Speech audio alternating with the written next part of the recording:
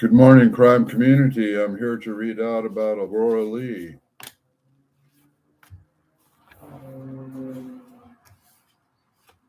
Your largesse without thinking any more of the burden of it than King Solomon considered when he wore his holy ring, characterized over the ineffable spell, how many carats of fine gold made up, its money value, so Lee gives to Lee, or rather might have given, observe, for that the point we come to, here's the proof of gift.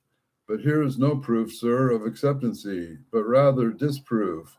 Death's black dust being blown, infiltrated through every secret fold of this sealed letter by puff of fate, dried up forever the fresh written ink, annulled the gift, dissolized the grace, and left these fragments. As I spoke, I tore the paper up and down and up, and crosswise till it fluttered from my hands, and forest leaves stripped suddenly and wrapped by a whirlwind on Velarno, drop again, drew slow and stretched the melancholy ground before the amazed hills. Why, so indeed? I'm writing like a poem, somewhat large, in the type of the image, and exaggerate, a small thing with a great thing topping it.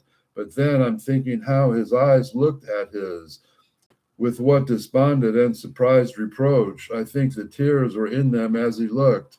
I think the manly mouth just trembled. Then he broke the silence. I may ask, perhaps, although no stranger, only Romney Lee, which means still less than Vincent Carrington, your plans in going hence and where you go. This cannot be a secret. All my life is open to you, cousin. I go hence to London, to the gathering place of souls, to live mine straight out vocally in books, harmoniously for others, if indeed a woman's soul like man's be wide enough to carry the whole octave, that's not proof. Or if I fail, still purely for myself, pray God be with me, Romney. Ah, poor child, who fight against the mother's tiring hand and chooses the headman's. May God change his world for your sake, sweet, and make it mild as heaven, and juster when I have found you. But I paused, and you, my cousin, he said, you ask? You care to ask?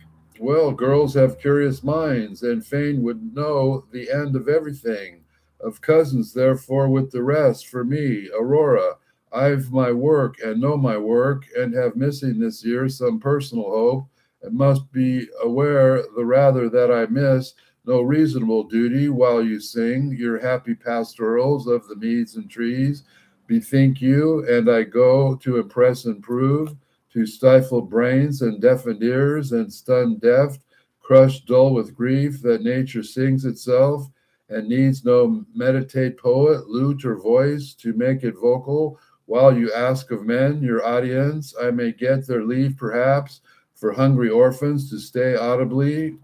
We're hungry, see, for the beaten and bullied wives who hold their unweaned babies up in sight, whom orphanage would better, and for all to speak and claim their portion, but by no means of the soil, but of the sweat in tilling it, since this is nowadays turned privilege.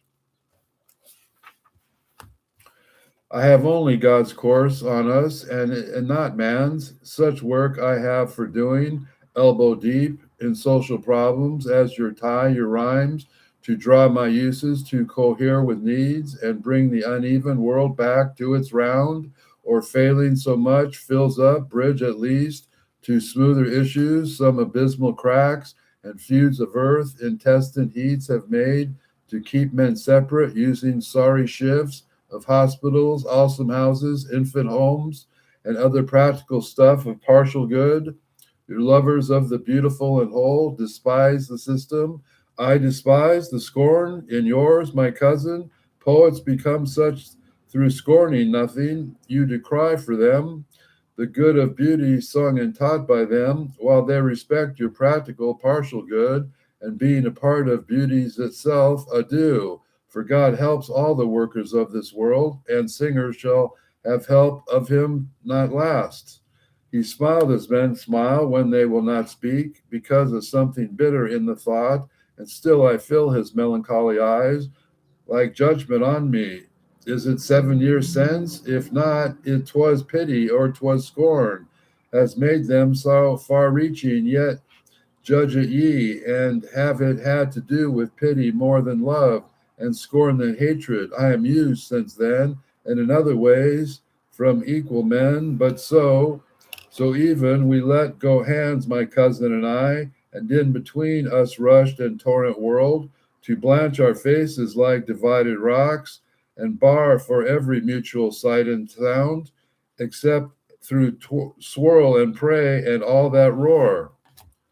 That's the end of book 2.